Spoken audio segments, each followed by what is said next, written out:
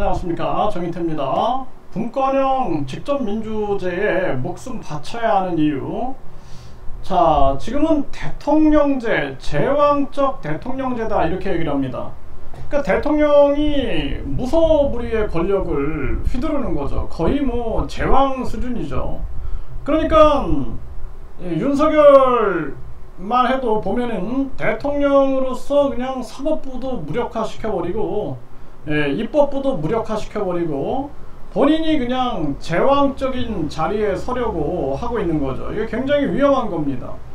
그러면은 이것이 그 부역자들한테는 좋아요. 부역자들은, 사이비 교주의 그 부역자들은 그 사이비 교주가 절대 권력을 갖게 되면은 그 신도들이 절대 순종을 하기 때문에 부역자들은 아주 잘 먹고 잘 살게 됩니다. 하지만 많은 국민들이 고통을 받게 되는 거거든요. 그래서 또 위험한 건 뭐냐면, 고종이 황제로 섰을 때 결국에는 많은 그 외세들이 봤을 때 저 나라는 고종만 쥐고 흔들면 끝난다. 왜? 고종의 국가이기 때문에 고종만 잡아버리면 저 나라를 먹을 수 있다라고 생각을 하는 거예요. 그러니까 고종이 계속 휘둘리게 된 겁니다. 고종이나 민비가 계속 휘둘리면서 그냥 뭐 친청파가 됐다가 친러파가 됐다가 막 계속 휘둘리다가 나라를 빼앗기게 되는 거거든요. 그래서 이 제왕적인 대통령제는 굉장히 위험한 거다라는 거예요. 그리고 그러다 보니까 지금 이 국회의원들은 이거 대통령 혼자 저렇게 권력을 가지니까 위험하니까 분권형 내각제를 얘기하는 겁니다. 그러니까 완전히 국회의원들이 힘을 행사하는 그러한 세상을 꿈꾸고 있는 거죠.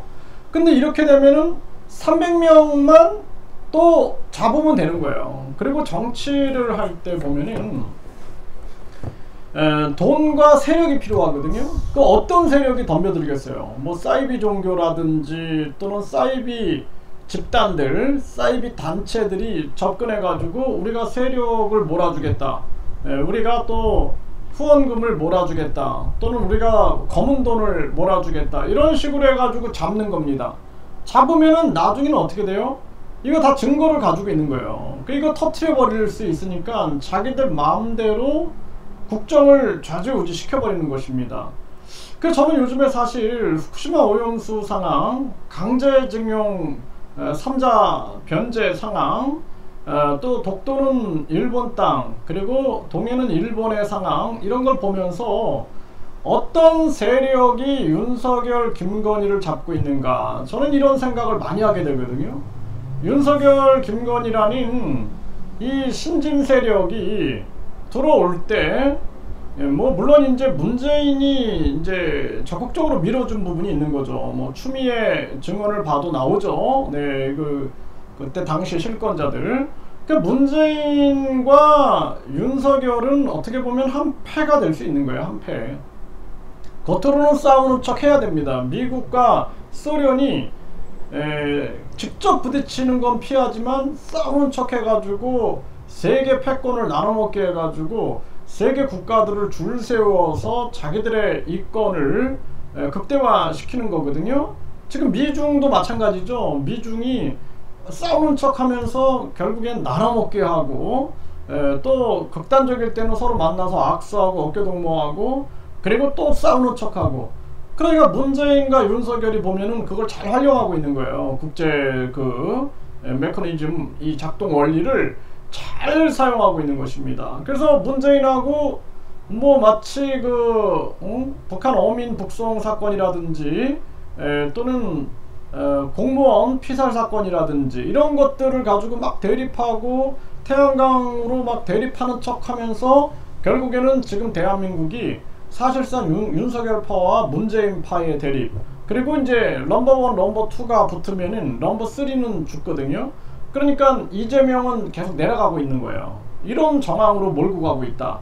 저는 그렇게 분석을 하고 있는데, 그래서 분권형 직접민주제에 우리가 목숨을 바쳐야 하는 이유는 바로 이런 거예요.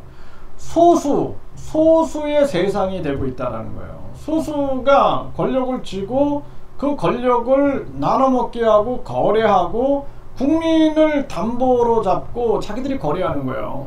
조선 말기 때 고종이나 민비의 외척 세력들, 이 척족들이 얼마나 많은 걸 헤쳐먹었습니까? 민씨 일가들이. 심지어는 민씨라는 것만으로도 큰 위력을 발휘했죠. 지금 보세요.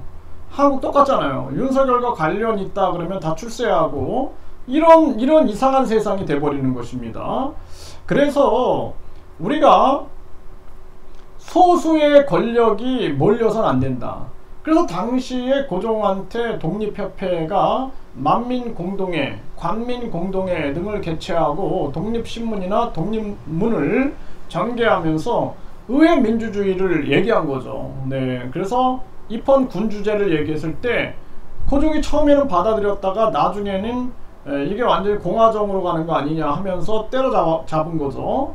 그래서 지금 대한민국 같은 경우에는 윤석열, 이재명의 아주 극단적인 대립 속에서 국민만 힘든 거예요. 국민만. 이재명의 이 비리 의혹, 또 윤석열의 비리 의혹, 그리고 윤석열이라는 자가 어떻게 김건희와 함께 권력을 잡았는가.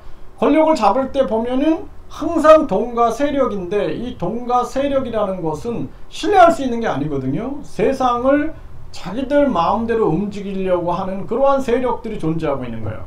그래서 항상 우리가 정치를 할 때 보면은 막 무슨 사이비 종교 집단, 사이비 뭐 사회 집단, 뭐 각종 사이비 단체들 막 이런 것들이 몰려와 가지고 결국에는 막 녹취하고 뭐 좀 뭔가 밀어주는 증거 만들어 가지고 나중에 꼼짝없이 만들어 가지고 거래를 하는 거죠. 뭐 장관, 또 여기 뭐 방통위원장, 뭐 또 감사원장, 뭐 또 대통령 자문 헌법기관인 민주평통이라든지 뭐 이런 자리들을 가지고 자기들의 세계를 만들어가는 거예요.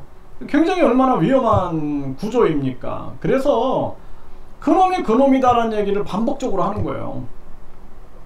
그나물의 그 밥이다, 거기서 거기다라는 얘기를 하는 거예요.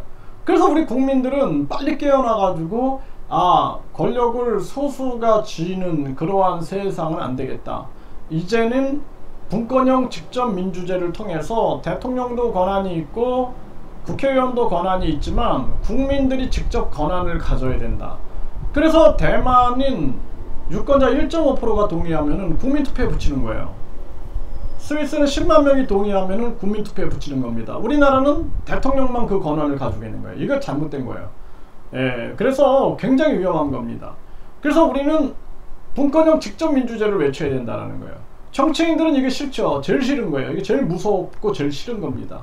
그러니까 지금 대통령, 완전히 제왕적 대통령제를 분권형 내각제로 바꾸고 싶은데, 그래 요걸 교묘하게 분권형 대통령제다, 이원 집정부제다, 이런 식으로 내각 책임제를 가지고 살짝 돌려가지고 국민들을 속이려고 하고 있는 거죠. 국회의원, 국무총리, 국회 추천제, 이게 바로 내각제로 가는 길이거든요. 그러니까 우리 국민들은 정신 바짝 차리고 분권형 직접 민주제에 목숨을 걸어야 된다는 거예요. 그래서 분권형 직접 민주제, 그래서 대통령, 국회의원, 감사원장, 방통위원장, 국민권익위원장, 선관위원장, 이런 사람들은 국민들이 직접 선출하고 직접 소환해서 탄핵할 수 있어야 되는 거예요. 경찰청장, 검찰청장도 정치적 중립을 요구하는 거죠. 그래야지 이 사회가 바로 서지. 대통령이 모든 거를 다 쥐고 있어. 경찰, 검찰, 뭐 방통위 모든 걸 줘. 그럼 그거는 민주주의 국가가 아니죠. 그거는 아주 아주 절대군주 국가지. 그거는 민주주의 국가가 아니다라는 것입니다. 과거에 민주화 운동이 있지 않았습니까? 민주화 운동이 아니라 권력 다툼이었어요. 그러니까 이승만 권력에 저항했던 권력 다툼, 권력 다툼. 그 윤보선 민주당이 또 잡는 거고, 또 거기에 또 박정희 쿠데타가 일어나면서 또 권력 다툼이 일어난 거예요. 그 내부에서, 박정희 내부에서도 김재규라든지 차지철 또 권력 다툼하다가 대통령이 시해당하고, 이게 역사잖아요, 역사.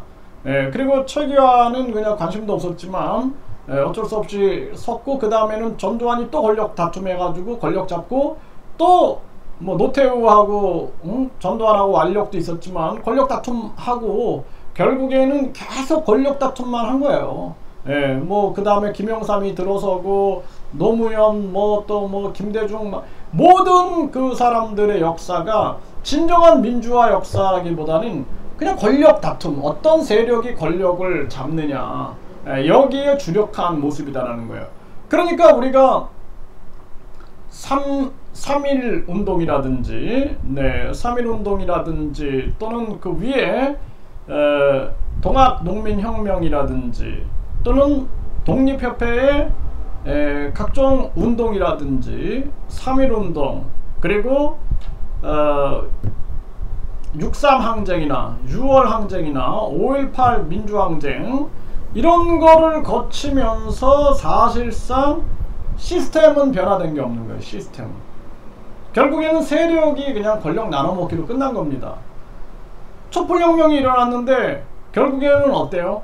문재인 세력이 그냥 또 권력 잡은 거예요. 그러니까 국민들은 또 실망하니까 윤석열 정권이 들어선 거고, 또 지금 실망하고 있는 거거든요. 이제 우리 국민들이 이거 끝내야 돼요. 그래서 분권형 직접민주제로 가서 이제는 대통령, 국회의원도 국민들이 소환해서 탄핵할 수 있어야 되고, 뿐만 아니라 국민 발안제, 국민들이 발안해 가지고 스위스나 대만처럼 국민 투표 결정권을 국민이 가져야 되고, 그리고 법을 제정하고 수정하고 폐지하는 것도 국민들이 국민 발안제를 통해서 국민들이 이 권한을 가지고 있어야 된다는 것입니다. 그래서 국민 발안, 국민 투표, 국민 소환이라는 직접민주제 요소가 시스템화돼야 된다. 그 대통령도 있고 국회도 있고, 그리고 국민이 권력을 조화와 균형을 가지고 있었을 때 함부로 못하는 거예요. 사이비 종교, 사이비 단체, 사이비 집단들이 함부로 이 나라를 좌지우지 못하게 되고, 또 외세들이 함부로 못하는 거예요. 아, 저 나라는 윤석열 한 사람만 건드렸을 게 아니라 저 5천만 인구를 다 건드려야 되는데 저 5천만을 다 매수할 수는 없죠. 네, 그렇기 때문에 온전한 정치가 서게 된다라는 것입니다. 우리 국민들이 분권형 직접민주제에 목숨을 바쳐야 됩니다. 아니면은 뭐 돈과 세력이 있는 사이비 집단, 사이비 종교, 이런 것들이 배후 세력이 되는 거예요. 그래서 배후에서 작동하고 있는 원리가 사이비 종교, 사이비 집단들이 배후 원리로 작동하게 된다는 것을 우리가 알아야 됩니다. 그래서 국민들은 분권형 직접민주제에 목숨 바쳐야 돼요. 이제 분권형 내각제로 간다, 이거 그냥 방관하면 안 됩니다. 그리고 부역해가지고 권력의 빵 부스러기나 주워 먹을 생각하지 말고, 이 나라의 주인이 나다라는 생각을 하고 내 스스로 너무나 사랑하는 이 대한민국을 지켜야 됩니다. 저는 매일매일 하루에 3번, 4번 대한민국 사랑해를 외치거든요. 내가 너무너무 사랑하는 이 대한민국을 저 도적놈들이 쥐고 흔드는 것을 용서할 수 없는 것입니다. 그래서 우리가 이 사랑하는 대한민국을 반드시 국민의 나라로 만들어야 합니다.